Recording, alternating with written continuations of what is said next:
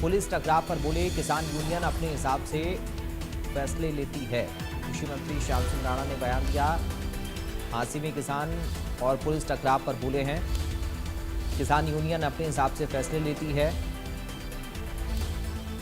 लेकिन सरकार अपना काम करेगी, ये भी उनकी तरफ से कहा गया है।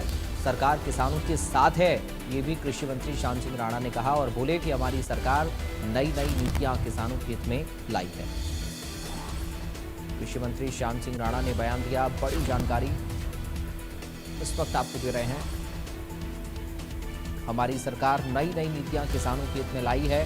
भ्रष्टाचार का समाधान पीएम मोदी ने किया। कांग्रेस के शासनकाल में भ्रष्टाचार और बेरोजगारी थी, ये भी उनकी तरफ से कहा गया है। कृषि मंत्री श्याम सिंह राणा ने बयान दिया है।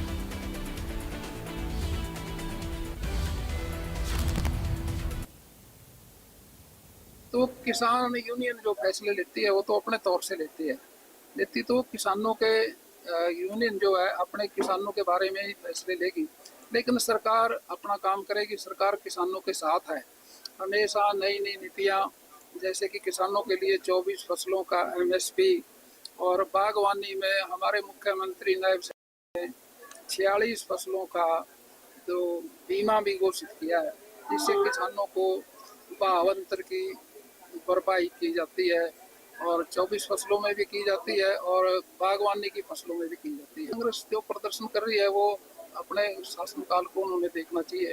कांग्रेस कोई ऐसी पार्टी तो है नहीं है कोई शासन करेगी तो अच्छा करेगी।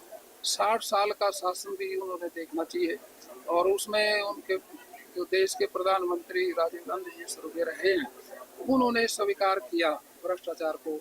भाई जो हम पैसा दिल्ली से भेजते हैं गरीब आदमी के लिए, वो 85% भ्रष्टाचार चढ़ जाता है, केवल 15% ही पहुंचता है। ये बात तो स्वयं कांग्रेस के प्रधानमंत्री ने स्वीकार की है।